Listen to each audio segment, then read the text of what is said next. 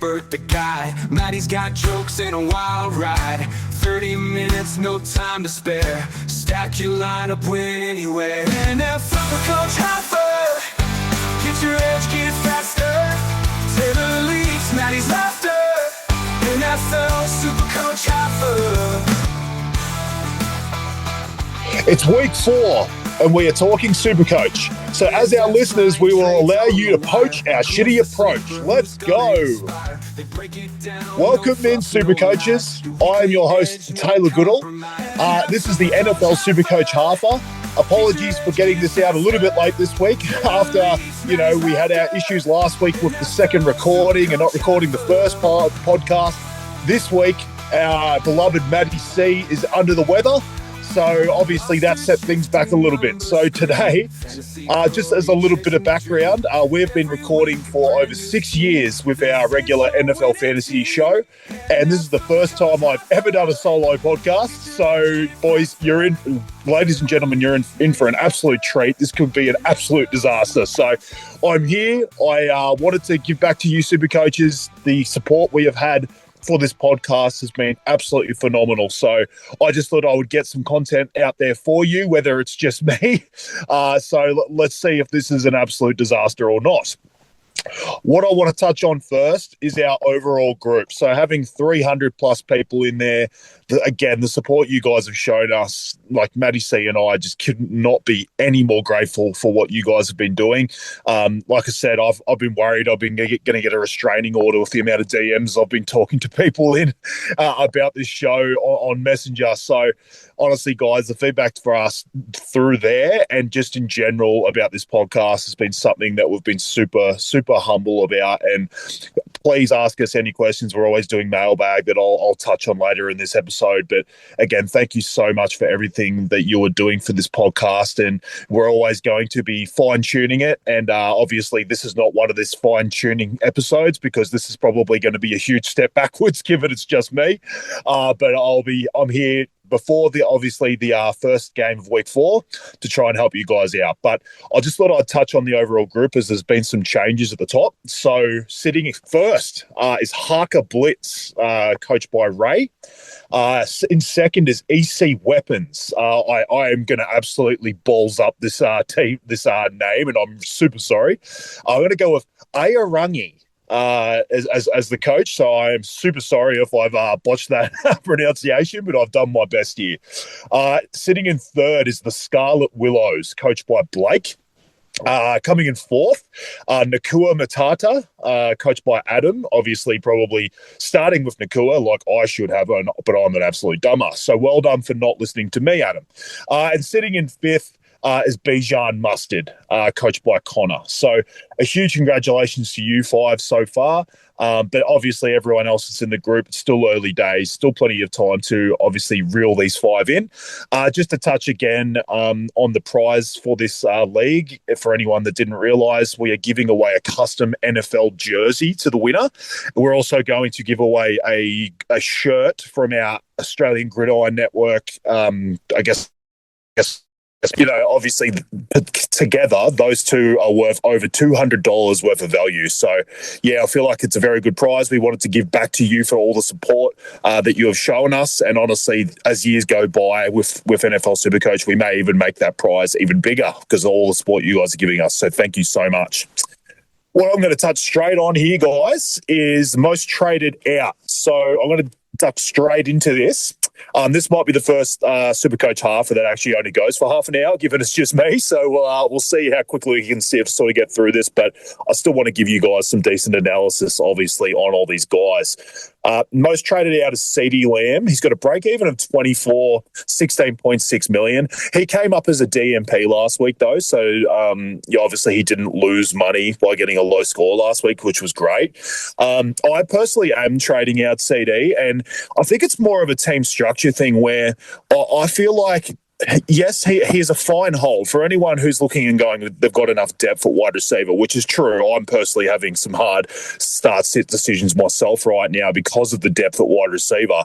But I do feel like because of the price tag at 16.6 mil, I think he's an easy buy back later when he does come back. Obviously, there's a lot of conjecture about exactly what his injury is. He isn't on the IR, so there is a chance he's back within 4 weeks. But I feel like that price tag, I'm not a Puka Nakua or a St. Brown owner, and that's probably why my rank is down the toilet right now. So I do feel like I wanted to use two guys to get to them too, because I feel like they're super important moving forward. So I'm more than fine using a trade to get to one of those two guys and then buying CD Lamb back, because we have a lot of mid-rangers that are already making money. Like you've got your Garrett Wilsons, JSN to a lesser extent, because I don't think he's a sell. I think he's honestly a keeper. But yeah, even guys like Tyreek Hill are going to start making money, and they're going to sort of end up near that $16.6 million in the next couple of weeks anyway. And I feel like they're an easy trade back to CD Lamb later. So again, for people who don't want to use trades, that's fine. I've got no problem holding him, but that's just the way I'm looking at it. Jamar Chase comes in second most traded out. Break even at 38. He's just a tick over 21 million. The break even actually isn't that bad. It's because he had a huge week in week 2, and this is why I touched on in week 2 about not overreacting to week 1, because obviously that fell out of the 3-round average super fast. So I am personally selling Jamar Chase as well. I'm sort of following the masses on that one.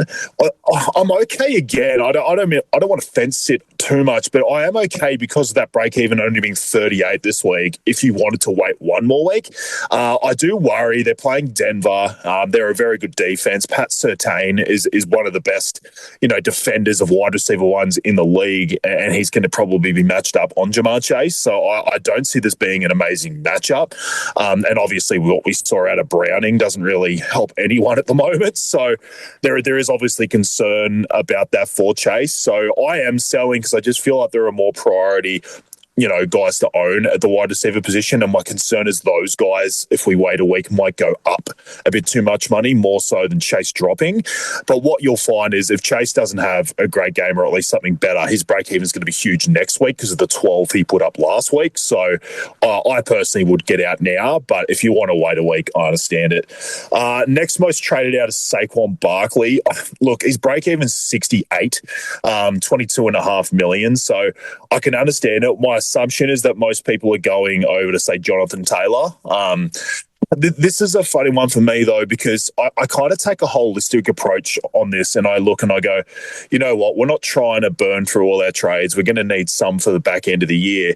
And the way I look at this, and I kind of take a look in the mirror and I go, is Saquon Barkley going to be a top 5 running back? Do I still believe he is a top 5 running back in this league in fantasy right now? And the answer to me is 100% yes. He had a bit of his bad situation last week with the Eagles for whatever reason. They actually went down big against the Rams last week, which is not normally the way the Eagles do things. They are normally kind of a front runner.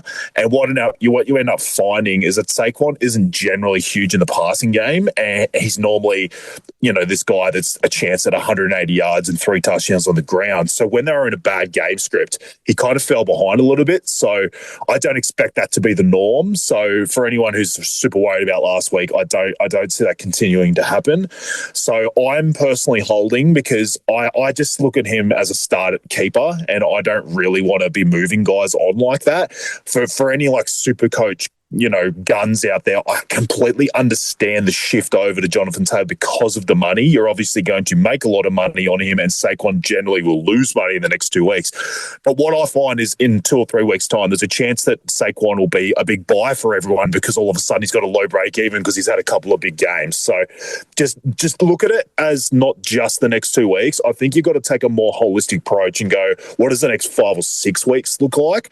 And to me, I would just rather have, Saquon over Jonathan Taylor in my team. And I just think the way we've got set up, I don't think money is needed that much that we need to be trading over to guys that have with low break evens, then bringing the guys back. So yeah, I personally am keeping Saquon, but I understand that one specific trade.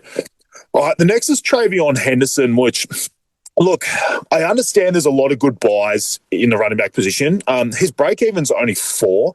He's $4.89 million. So to people that started with him, I am one of those, and obviously I haven't ever put him in my starting lineup. It's always been a bench play. I don't really understand it. The way I'm kind of looking at things is unless there's an absolute gun that has to be bought, someone that I'm probably going to put into my starting lineup, I don't really understand shifting these low-priced rookies. I don't really see the point. For anyone who watched the game last week too, you had Ramondre Stevenson fumble twice. You also had Antonio Gibson in the backfield fumble. So Vrabel's a bit of an old-school coach for the Patriots. I would not be surprised if Henderson starts to get more work, and he seems to be far more trusted, especially if these other guys, have stones or dicks for hands. So I'm personally holding Henderson. I know there's good pickups like Quinshon Judkins and Scatterboo. I completely get it, but I'm just not using trades on a guy that's $4.8 million. I don't really see the point. Like I said, we're not really starting the guys that we're trading for anyway.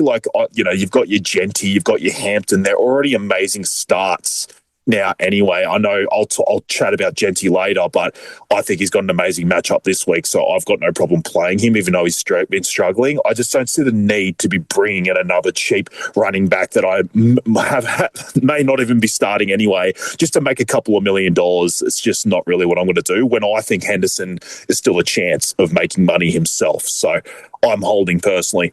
The next one's Travis Hunter. I was kind of against this from the get-go. His break-even is still only 12, so it's not like he's going to lose money. But the problem is we just don't know the role for him. Obviously, they brought him in to play both defense and offense. And, even though Brian Thomas hasn't looked great, another one of dicks for hands, but he hasn't blown the doors away. But the thing is, he's still the wide receiver one. He's still getting the highest target share. Trevor Lawrence generally doesn't throw for a huge amount of yards, even with Liam Cohen coming in as head coach. This team likes to run the ball. So I just don't think there's enough pie around for Travis Hunter anyway. And now you're even seeing that he's not even guaranteed to get the second part of that share. I think technically he is, but what does that mean? You've got Brendan Strange in the tight end position. You've even got like Parker Washington that seems to be going fine. There's other guys around, and I just don't think there's ever going to be a bona fide two. So I just think he's a definite sell. There's other guys that I'm more interested. I know I talked about not selling lower price guys, but I have far more confidence in Henderson getting it going and making some money than I do Hunter. It's just a bit dodgy. Now, if you want to keep him, that's fine too, because again, like I just brought up, low price guys, they're just not going anywhere and you're not starting them anyway. So I don't think there's really anyone you have that's, barging down the door for you to sell him to, unless your plan is to make money elsewhere and then upgrade him to, at least a gun or at least someone you feel like you want to start. So I'm fine with you holding him too, but I do understand the sell. The next one is one that breaks my heart, is Chase Brown. We also saw him on this list last week. Break even of 53, 14.63 mil. I actually sold him last week. It hurt me. It's just one of these things where his situation has just completely changed. I loved him because of his situation with Joe Burrow. I thought he was basically going to be the new Austin Eckler, where he would have a stupid amount of catches. Yes, his offensive line sucks, and that's obviously what we're seeing right now. But what I thought would take over from that is all the passing work, and the fact is this offense would be in the red zone a lot, and they would be scoring a lot of touchdowns. But that's just not happening. Obviously, with Burrow out, Browning in, the team's just not going to have those situations as much as you would have thought. So I understand the sell, honestly. I feel like there are better running backs with better situations right now. So understand it. All right, the next is Ashton Genty. Obviously, sort of went to touch on him before. Please don't sell Ashton Genty. Please don't. I'm making that plea to you guys right now. Break even of 5.67 mil. Yes, it hasn't been great. It's been a bad start to his rookie campaign. But you got to look, they played some very hard rush defenses. He's getting hit behind the line basically every single time he runs. Yes, the offensive line isn't getting any better, but what will get better is the matchups. He's got a matchup against the Bears this week. They were 29th against the running game last year in fantasy, and they're 27th this year. So this is a far better opportunity for Ashton Genty. I'm picking him. For anyone who, likes matchup-based play on our regular NFL fantasy show, we sort of break down all the positions and guys that we think are ready for a breakout this week based off matchup. So if anyone wants to have a look through our catalogue on the Australian Gridiron Network, have a look at our regular NFL fantasy show, and you can find that stuff. But my pick this week was Ashton Genty. I think he's in for a great week. This is a far better opportunity in terms of matchup against this Bears team that just cannot stop the run at all. So I think if you're going to get a get-right game, this is it. I'm personally putting him in my starting lineup. I never even thought about selling him, so I just don't see the point. If people are trying to trade over to Judkins or Scatterboo, don't use Genty. Find a different avenue, please. The last one's Zay Flowers, and I mean, there's been some stuff I've got wrong on this podcast, but me sort of talking people out of Zay Flowers after that week one breakout was one I've probably got right. His break-even's already up to 37. Didn't really make a stupid amount of money either. He's up to 12.49 mil, and obviously that great score from round one has already fallen out of his 3-round average. I just think it's going to be – it's a weird one where I almost – and on the other side now where I'm like, if you have him, maybe don't sell him because he's going to have spike weeks. You saw that in week one. And this is why I said don't just buy into it, because he kind of, has ebbs and flows. He has big games. He has low games. It's just the Ravens passing offense in general. They just seem to share it around and it never seems to be consistent. You even saw last week, like Mark Andrews in the tight end position had like 2 catches in the first 2 weeks. Then all of a sudden in week 3, just went bananas. It's just because there's no consistency in this Ravens passing attack. Well, there is from Lamar in general, but it always seems to get shared, so you never know who's going to have the week. So I understand getting off Flowers if you have some priority guys around him. If you don't have JSN, if you're trying to go up to a Puka or St. Brown, I get it.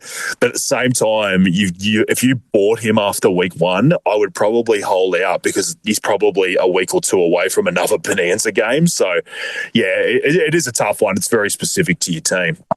All right, that's the top 8 most traded out. Let's get to the top 8 most traded in.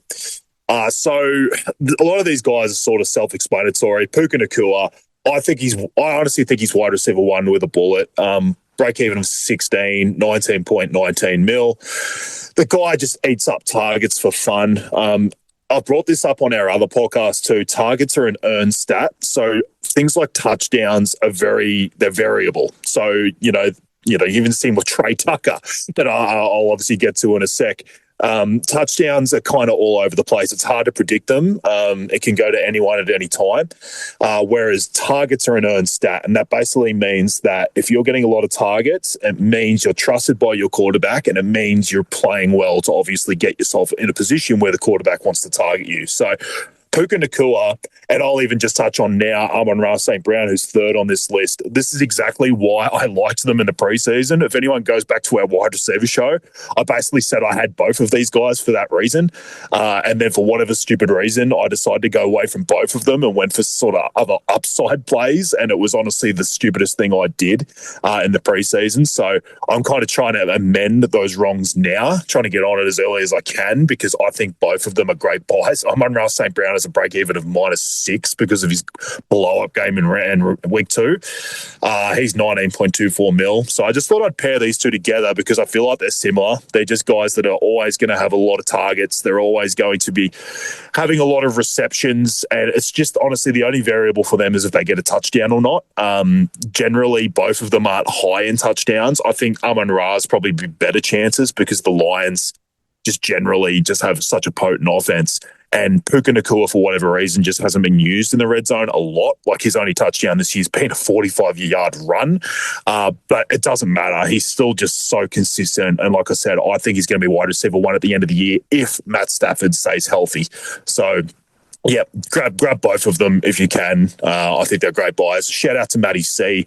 He actually traded Jamar Chase for Puka last week, and I mentioned that I might just hold off and just have a look at what it looked like with Browning, but Matty C got on the front foot and did that. And honestly, sometimes in Supercoach, that's all what it's about. You're trying to get in front of the trade that everyone else is going to be doing a week later, and Matty C did that perfectly, so shout out to him. Next one is Jonathan Taylor. I touched on with Saquon Barkley. I did understand for money, people, moving over from Saquon to Jonathan Taylor. But, I mean, I'm not meant to be talking about Saquon again, but I just love his offensive line. I just think he's set up for success and he's a stud. I still understand the Jonathan Taylor buy if it's from someone else. Like if you've got a way to sort of upgrade a mid-ranger, or like if someone's got Chase Brown and they're looking for an option, I've got no problem with you upgrading to Jonathan Taylor. I just feel like some of those guns near the top, I just would be rather keeping. So it's very team dependent on what you're doing here. But Jonathan Taylor looks amazing. He's a running back one of the bullet at the moment, -9 break even. I can't talk you out of it. It's just more specific to who you're actually moving to him. That would be the question mark. But yeah, look, he looks absolutely phenomenal. And that Colts offense has been far better than anyone's expected. But obviously, just tread carefully with that, because we've seen offenses look great at the start of the year and sort of start to falter. But the offensive line play for him has been fantastic as well. So, he looks great. Next one, I sort of just touched on it. Trey Tucker, break even -24, 10.79 mil. Look, in fantasy, you generally try to not chase last week's points with these situations. Like, this was a bit of an outlier. I know he had a good week 1-2 where he had a very long, touchdown reception, but I just talked about it. Targets are an earned stat. Touchdowns are a bit variable. You're not going to really see a game like this from him super often. Not that you have to, because obviously his low break even means you're going to make money either way. I just think there's other priority trades in the wide receiver position. I would still not feel comfortable starting Trey Tucker week to week. And if I'm paying over $10 million and I'm not even sure if I want to start the guy, the next one, I absolutely love this guy, man. Like, if I could marry an NFL wide receiver, it's going to be Jackson Smith-Njigba. JSN break even at 12, just a tick over 15 million. He's in my side. I grabbed him after week 1. The only thing that stopped me initially getting him and kind of being more on him in regular NFL fantasy was just Sam Darnold. I didn't trust it. The scheme at the Seattle Seahawks seemed to be more about the running game as well, which it kind of still is. But the thing is, Sam Darnold's actually been super efficient with his passing, and what he's actually doing is he's just honing in on JSN, and it's a very smart thing. Honestly, Sam Darnold's been around, and I think he just looked at this passing attack and went, who's my best guy? It's Jackson Smith-Njigba. I'm just going to target the living shit out of him, and it's honestly working, and I don't see why they would all of a sudden go away from that. JSN was on for a monster day last week. The only thing that stopped him was game script, where they were up basically 35-3 in the blink of an eye against the Saints team, and they didn't really need to pass in the second half. So he would have had an even bigger game last week if it wasn't for that. So find some better game scripts in moving forward. JSN's going to have some monster games. So, yeah, buy him if you don't have him. Next one's Rome Odunze. I would say this could be a week late. It could just be people missing the boat last week and still getting on. His break-even's -25, so I don't really have an issue. 11.39 mil isn't really breaking the bank either, so I've got no problem with people still jumping on this. If they're sort of downgrading someone that's been not great, that's been around the 14 or 15 million range, down to him, I'm fine with it. He's another one that I wouldn't be surprised if things sort of went to DJ Moore a little bit more. Like, I do agree. I've got no problem with people just out and out saying that Rome Odunze is the one for Caleb Williams in the moment, because he definitely looks it. He's just one that I still think in some teams, like right now, I'm questioning whether to start him. That's not going to be the case for everyone. It's just basically the way that wide receivers worked, and we've got so many sort of studs in there at the moment. So I'm just having a question about whether I'm starting him. So if people are bringing him in not to start him, it's probably not the greatest play, but he's obviously a -25 break even, so I can't really talk anyone out of it. And he has looked great. So if he keeps that wide receiver one role moving forward, he's probably going to be a hold for a while. So no problem with that. I'll lump the next two in together because they're kind of guys that I talked about in the running back position. And I assume they're the ones that people are trading, guys like Henderson and Ashton Genty too. First is Cam Scatterboo, -35 break even, just a tick over 6 million. And Quinshon Judkins with break even at -27 at 4.2 mil. So just, I guess, like in a vacuum, these guys are great buys. You know, you're not going to look at break evens like this and go, oh, it's a bad buy. Like, I'd be an absolute idiot to say that. It's just who you're moving them from, I guess. Like, if you were someone that had like a Caleb Johnson and you started super cheap from Pittsburgh or something, or someone that's just like being like doesn't even have a role and they're just like sitting on your bench and you know you're not even going to make money from them. Yes, move those guys over to these guys because you're just wasting a spot there. But if you've got Genty or Henderson, I don't quite understand it, honestly. Like, Henderson to me is only going to start getting a bigger role and is going to probably end up making the same amount of money these guys do anyway, maybe a little bit less. Genty is just, I think he probably is just a keeper. Like, I don't understand the Genty move at all. So it really is dependent on who you're moving to these guys. Again, it's another one where if you're downgrading like a Chase Brown in that range and you're banking like $8 million and using that as upgrades elsewhere, I fully get that. And I'm kind of hoping that's what people are doing. I don't understand so much the rookie to rookie trade or the rookie to, just cheap guy trade. But I do understand downgrading fallen guns or these mid-rangers that haven't gone well in the running back position down to these guys. So if that's what you're doing, well done. I'm personally not moving other cheap guys over to these guys. But to be honest, these guys are great buys. All right, I've got through the top 8 in both traded in and traded out. Next up, I just kind of like to go through this. I've got a couple of matchup plays in terms of each position and teams to sort of target. In the quarterback position, the Cowboys, I know I brought this up last week, and I just mentioned for anyone who wants, pods or anything to do with matchup plays, our other podcast on this network, the NFL Fantasy Show, I actually brought up Caleb Williams as my breakout quarterback for last week. And it was honestly mainly because they came up against the Cowboys. The Cowboys were last against the quarterback position in 2024. And they're last against the quarterback position now in 2025. So it doesn't get any worse than that. It's honestly just a horrendous defense. They got rid of their best defensive player in Micah Parsons. Deron Bland, who was one of their better secondary players, is out. It's just a defense that's going to get absolutely destroyed all year. So if you're having to be a Jordan Love owner, he might not even be a bad little captaincy shout this week because they're going to torch them.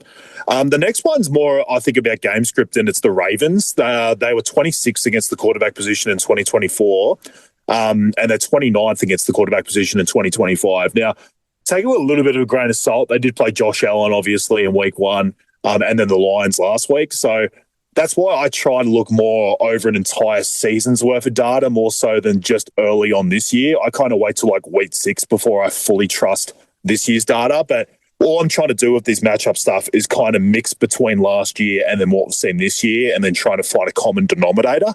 And that's what I've sort of found so far. So anyone going up, I guess it's the Chiefs. Mahomes would obviously be the benefactor here, but obviously he's got his own issues with the offense at the moment, but he does get Xavier Worthy back this week.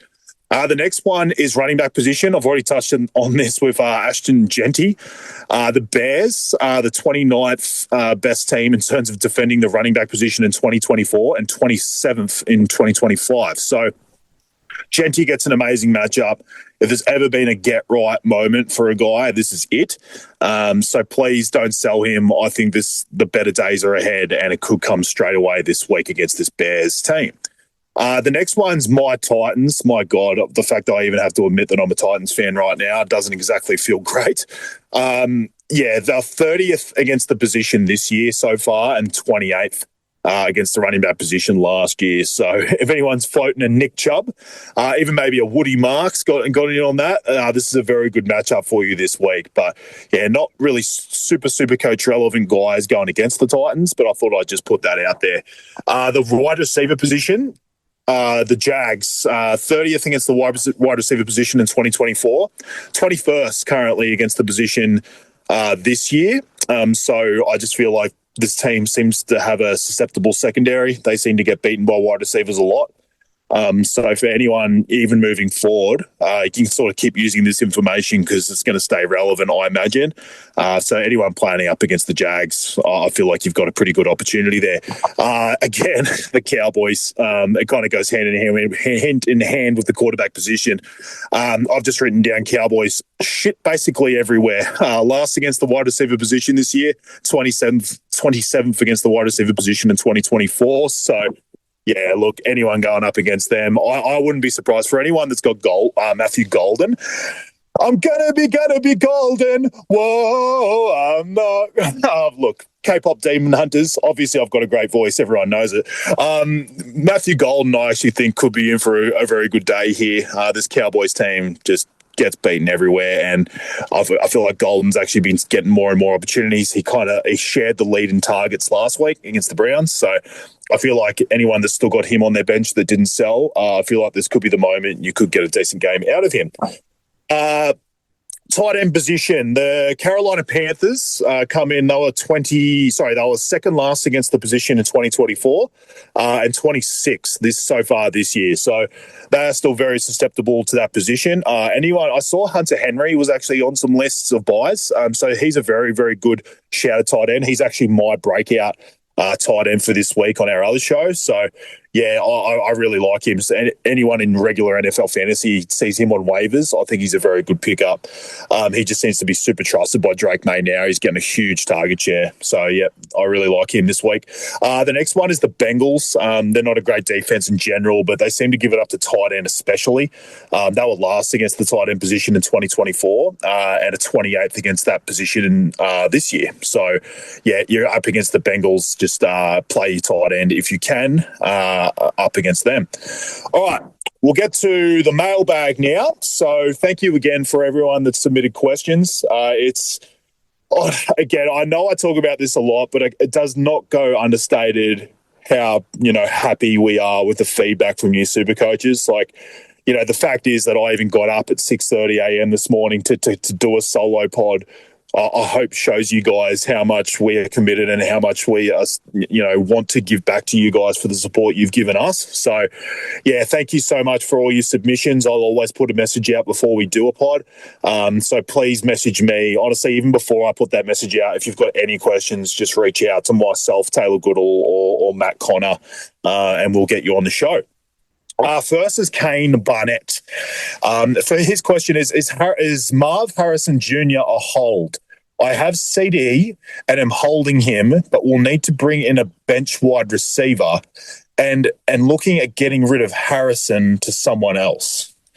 Look, it's an interesting one. Like, the situation with Marv just looks super gross at the moment, honestly. Like, it is a really, really tough one. Like, it obviously depends on your budget at the moment. Like, are you looking to go up or down? You said you want to bring in a bench wide receiver. So it's hard. Like, do you want to go all the way down? Like, because I still feel like Matthew Golden at his price is going to be a very good money maker. I know people sold him, but I said not to because I felt like his situation was getting better. So this is really a question about how much money are you willing to make? Like, are you wanting to make? Are you trying to go down to a cheapie? Because I feel like that's the range. Again, I'm assuming you're a Tet and Egbuka owner already because they're the guys that I'd be wanting to sort of downgrade to. I don't have the numbers in front of me. If Rome Odunze is costing less than Marv still at the moment, that's a way to sort of go if you don't have Rome Odunze. Again, when you don't have, I can't see your team, so I don't know exactly who you have already. They're just some options that I'm kind of looking at. But yeah, look, if you want to hold Marv for one more week, that's probably fine as well. If you've got other guys you can start, I know you're saying you're benching CDs, so you're probably only going to have one other bench spot. But yeah, look, if you want to give Marv one more crack, that's fine. But there are other guys that look better right now. Like, if you can go up to, even if you want to go up to JSN or obviously Puka and St. Brown are probably out of reach. But yeah, look, I'm throwing my hat behind Golden. I think things are going to turn around for him super fast if you want a bench wide receiver that you can make some money on. All right, the next one's Stephen Prout. Is it worth hanging on to receivers like Chase now due to the volatility of the wide receiver position? Do we just accept their up and down scores knowing the ceiling they have? Look, if Joe Burrow was still there and there was some tough games early for Jamar Chase, I'd be all for it. Like, this is kind of what I brought up with Saquon Barkley. I'm holding him even though I know he's losing money, just because I believe he's a season hold. The problem for me with Jamar Chase is, at his price right now, yes, he probably won't lose heaps of money because he had that great week 2 and his break-even's only 38. I just don't see that ceiling for him anymore with Jake Browning. Like, look, if they all of a sudden went out and got Jameis Winston or something, then things might change. But I'm worried about him. Like, I'm worried about where he even sits in the pecking order of, say, the top 10 wide receivers. I know where he sits in terms of his talent himself, and it's number one. But in terms of what we've seen out of Browning so far, it worries me what his ceiling is anyway. So I feel like there's probably guys with better ceilings and more stability around him. So that's why I've personally moved to Puka, because I just think Puka's the wide receiver one with a bullet, unless obviously something happened to Stafford. So I'm going to say that he is worth a sell. But look, if you've got other pressing issues, you want to wait it out. Like I mentioned in the most sold, he's only got to break even at 38. He won't lose a stupid amount of money. So it's worth a look if you want to wait. But I'm personally selling. All right, Charles Edgar. If you stupidly traded out Hampton, is it worth another 2 trades in and eventually out again to get him back in for cash gen, opposed to the slow burn of Travion Henderson? Okay, this is an interesting one, because obviously I've mentioned not selling any of these guys. So my suggestion last week was not to get rid of Hampton, because I thought there were better days ahead still. I was a little bit worried about what was happening with Najee, but this is honestly proof of the pudding. Like, this is exactly what I was already talking about. Don't sell these rookies, because things can change dramatically. We've even seen with Henderson what's happened with Stevenson and Gibson with the fumbles. This could open up opportunity for Henderson. Now we've seen what happened with Najee going down. Now Hampton's situation is just phenomenal.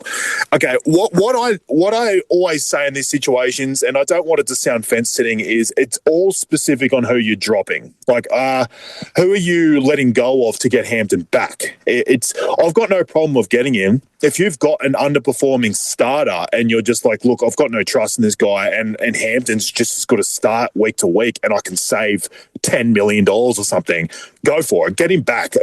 I'm not worried about you quote unquote burning trades by getting a guy back that you just sold if it works out for your team. Obviously, situation's different, a week later like it was last week. I've got no problem with that. It's just who you're selling, because like, who'd you sell him to in the first place, right? Look, I wouldn't trade Henderson directly over to him, because I think Henderson's got, a good opportunity. I'm assuming that's what you're talking about, because you've mentioned obviously Henderson and the slow burn. I'm not sold it's going to be a slow burn forever. I know he's not the bona fide starter like Hampton is, but I still think I would rather have both of those guys. If he's your only avenue, it's a tough one. I don't think I would do it. I don't think I'd use a trade to move Henderson to him. But if you've got someone else, it's a little bit more underperforming and is a higher price, then I would do it. We let Charles Edgar double dip here. So he asked us another question. He's also asked Neighbours or St. Brown rest of season. This is a pretty easy St. Brown for me. I talked about the earned targets. I know Neighbours is a phenomenal talent, but we don't know exactly what this quarterback change looks like for the Giants. Obviously, you've got Jackson Dart. He's going to obviously be super exciting for Giants fans and just NFL fantasy fans around the globe, honestly, in general. But we don't know what that means. We don't know what that looks like yet for Neighbours and his connection. Russ obviously wasn't great, but he also had a great week too with him. So the talent's there. We just need to see it. And I know exactly what I'm getting out of St. Brown. I know his rapport with Jared Goff. I know this Detroit Lions team is going to be scoring a crap ton of points, a lot more than the Giants. So St. Brown's a pretty easy pick for me there. All right, our last question is Justin Askew. Hey, guys, Genty or Henderson to Scatterbo? I'll answer that one first. He's got a couple of questions in here. I have mentioned that I would rather not do either. I know there is money to be made on Scatterboo, but I still feel like that money is going to come in from Henderson eventually. If I had to pick one, it's Henderson. It's not even close, to be honest. Genty just shouldn't even be a question mark for people. Henderson out of those two for sure. JSN or Quentin Johnson, I can't get up to Puka. JSN. No question from me at all. Quentin Johnson has been a bit of a flash in the pan, and look, he looks great. And the fact he's actually grown hands and been able to catch this year has been phenomenal for him. The fact is, he's kind of still in a three-way share for that wide receiver one position in the Chargers. And there are going to be games where the Chargers run the ball well and probably won't feel the need to pass as much as they have been. And so there's going to be some weeks where it's mostly Keenan Allen, and I think Ladd McConkey's probably going to have some better games moving forward. I just don't know if what we've seen out of Quentin Johnson is sustainable. For anyone who grabbed him in real and regular NFL fantasy, great work, because you would have got him for basically free off waivers. But if you're talking JSN or Quentin Johnson, it's not even close for me. JSN all day, every day. I just wanted to touch again. I know I already mentioned it a couple of times, but for anyone that's looking for pods or different ways to go about it, and they're looking at matchup specific stuff, please have a look at our other show, our regular NFL fantasy show, where we break down matchups and positional, breakdowns, where we give out essentially a breakout player every single week. So please go and have a look at that. I just thought I'd finish with my own trades. I've sort of touched on them. They're pretty vanilla this week. I've done Jamar Chase to Puka. I know last week I'd said I thought Puka may not have the ceiling to get a guy like me who's behind back in it, but I just think he's a must-have. I just think you're getting a couple of million discount on Chase to him at the moment, and the difference in terms of his ceiling week to week, or just it's probably more about his floor. I'm more worried about Jamar Chase's floor at the moment with Browning. So Puka's just a set and forget, honestly. And the other guy I'm bringing in is the same. I'm going CD over to Amon-Ra St. Brown. Same reason, targets on earned stat, that he's just a must-have, a set and forget player in the wide receiver position. And if CD comes back in 2 or 3 weeks and looks great, I feel like at that price I can move another one of these guys that are sort of middling up or even across to CD Lamb. All right, guys, that's it for the podcast this week. I hope you enjoyed the solo edition. It is the first time I've ever done a solo pod. I am normally more of the color commentator, and Matty C is the great host. So, yeah, this might have been a little bit of a disaster, and I'm sorry if it lacked the normal appeal of the regular podcast. But obviously, Matty C and myself are dads. We don't do this full time. I also jumped on a basketball podcast this week. I'm a huge Illawarra Hawks fan, and so for anyone who follows the NBL, the Hawks, or just in general, just basketball, the Screech and Roll podcast, if anyone wants to look that up, I jumped on there and got to talk about my Hawks, and I actually was lucky enough to play for the Illawarra Hawks when I was younger, so yeah, obviously they're dear to my heart and can't wait for their first game on Saturday. So, yeah, it was a bit of a big week jumping on there. Then we had our regular show that we do Wednesday night, and then Matty C obviously fell ill yesterday. So I jumped on this morning. I wanted to get some kind of content out to you guys before, obviously, Thursday night football for Friday for us Australians. So I hope you guys enjoyed it. Thank you so much, Supercoaches. Again, this will be like the 5th time I've thanked everyone and talked about how much you guys mean to us, but it just means everything to Matty C and I, the support you guys are giving us. Please check out G'day Gridiron on the Australian Gridiron Network. They do great things there. We've also had some Supercoaches actually reach out, because they're always looking for new guests on their show, people that just love NFL in general, not just fantasy. So on our AGN network, keep an eye out for G'day Gridiron. Those guys are amazing at what they do. Thank you, Supercoaches. We'll be back for week 5, hopefully with some great results and things to talk about. But stay safe out there. Enjoy. I hope Matty C gets better and he's back on the podcast next week. Thank you, guys.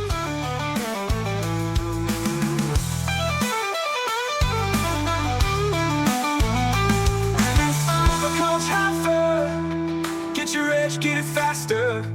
Taylor leads Matty's laughter. NFL Supercoach Halfa. NFL Supercoach Halfa. Get your edge, get it faster.